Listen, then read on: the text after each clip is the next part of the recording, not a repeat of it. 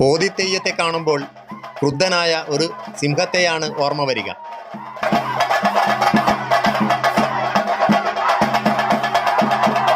മുഖത്തെ ക്രൗര്യവും ചലനങ്ങളുമെല്ലാം അതേപോലെ തന്നെ.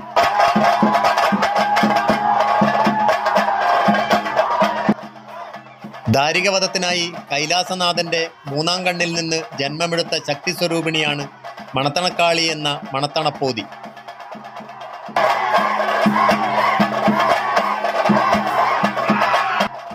പുരുഷന്മാരാൽ കൊല്ലപ്പെടില്ല എന്ന വരം നേടിയ ദാരികനെ വധിക്കാനായി ജന്മമെടുത്തതാണ് കാളി.